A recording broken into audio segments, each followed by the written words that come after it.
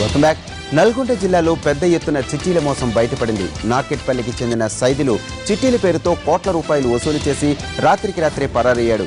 15 ఏళ్లుగా ఇదే వ్యాపారం చేస్తున్న సైదులు 200 మంది నుంచి 2 నుంచి 6 కోట్ల రూపాయల దాకా వసూలు చేశాడు. బాధితులకు తిరిగి ఇవ్వకుండా కాలయాపన చేసిన అతడు రాత్రి సొమ్ముతో ఉడాయించాడు. తాము మోసపోయినట్లు గమనించిన బాధితులు ఆందోళనకు దిగారు. తమకు న్యాయం చేయాలని డిమాండ్ చేస్తున్నారు.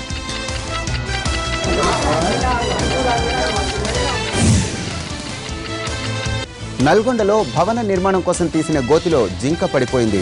లతీఫ్ సాహెబ్ గట్టుపై సంచరిస్తున్న జింకను కుక్కలు తరమడంతో జనావాసాల్లోకి వచ్చి గోతిలో పడింది. జింకను రక్షించిన పోలీసులు పిఎస్కు తరలించి పశు వైద్యులకు, అటవీశాఖ అధికారులకు సమాచారం ఇచ్చారు.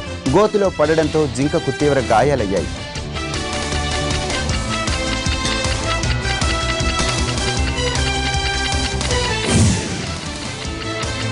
ప్రాచీన కాలం నుంచి మహిళలు సమాజ నిర్మాణంలో ప్రముఖ పాత్ర పోషించారన్నారు కేంద్ర మంత్రి రాజ్నాథ్ సింగ్.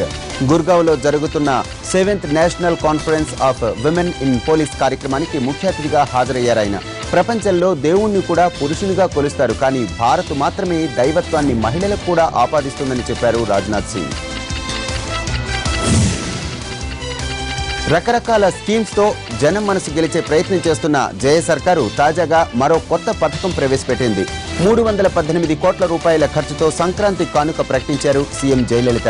కిలో బియ్యం, కిలో చక్కెర, 2 అడుగుల పొడవైన చెరకు గడ, 100 రూపాయల నగదుతో ఉన్న గిఫ్ట్ హ్యాంపర్ను ఈ కానుక కింద ఇస్తారు.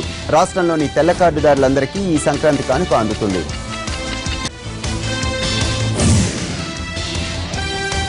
1993 బాంబు పేలుళ్ల కేసులో పూణేలోని ఎర్రవాడ జైల్లో శిక్షణ అనుభవిస్తున్న బాలీవుడ్ స్టార్ సంజయ్ దత్ త్వరలో బయటికి రానున్నాడు.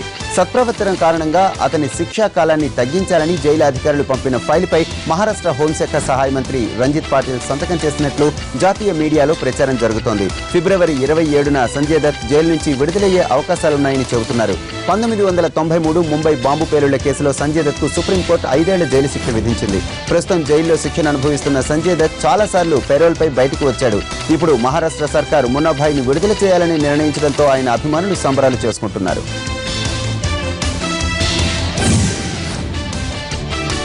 భోపాల్లో ఎయిర్ ఇండియా విమానాయానికి పెను ప్రమాదం తప్పింది. ల్యాండింగ్ సమయంలో విమానం టైరు పగిలి ప్రమాదం చోటు చేసుకుంది. విమానంలో ప్రయాణిస్తున్న 95 మంది ప్రయాణికులు సురక్షితంగా ఉన్నట్లు ఎయిర్ ఇండియా అధికారులు వెల్లడించారు.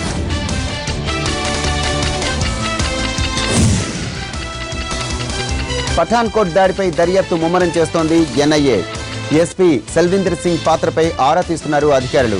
ఎస్పీ, అతని స్నేహితుడు రాజేష్ చెప్పేదానికి పొంతన లేకపోవడంతో సెల్విందర్ సింగ్ ఉగ్రవాదులకు సహకరించాడని అనుమానిస్తున్నారు. అయితే ఎస్పీ తీరు గతంలో కూడా వివాదాస్పదమైంది. గురుదాస్పూర్ పేలుడు సమయంలో ఆయన అక్కడే విధులు నిర్వహించారు. అతనిపై ఆరోపణలు రావడంతో పఠాన్కోట్కు బదిలీ చేశారు అధికారులు. మరోసారి అదే తరహా ఘటన జరగడంతో ఎస్పీని అదుపులోనికి తీసుకునే అవకాశం ఉంది.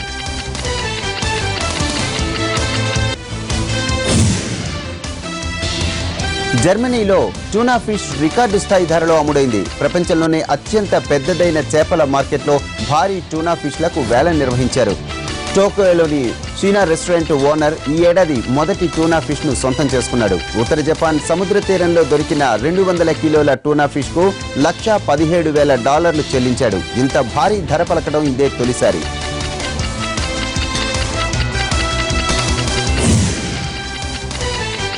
అణుబాంబు కన్నా శక్తివంతమైన హైడ్రోజన్ బాంబు పరీక్షతో ప్రపంచ దేశాల్లో కలకలం రేపింది ఉత్తర కొరియా. హైడ్రోజన్ బాంబు పరీక్షను విజయవంతంగా పూర్తి చేసినట్లు ప్రకటించింది. హైడ్రోజన్ బాంబు పరీక్ష దెబ్బకు ఆ ప్రాంతంలో ఏకంగా 5.1 తీవ్రతతో భూకంపం వచ్చిందంటే అది ఎంత ప్రమాదకరమో తెలిసిపోతోంది.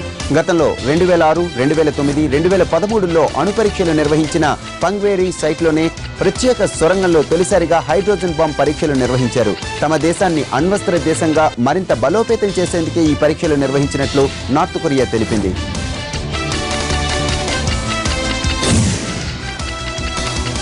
ఉత్తరాఖండ్ ఉధమ్ సింగ్ నగర్ ఖతిమా గ్రామంలో వింత చోటు చేసుకుంది. ఓ పందికి ఏనుగు పిల్ల ఆకారంలో ఉన్న బిడ్డ పుట్టింది. పొడవైన తొండం, చెవులు, నోరు అచ్చం ఏనుగులాగే ఉంది. దీంతో స్థానికులు ఆ పంది పిల్లకు పూజలు చేయటం మొదలుపెట్టారు. ఈ వింత జంతువును చూసేందుకు చుట్టుపక్కల గ్రామాల ప్రజలు పెద్ద ఎత్తున తరలి వస్తున్నారు.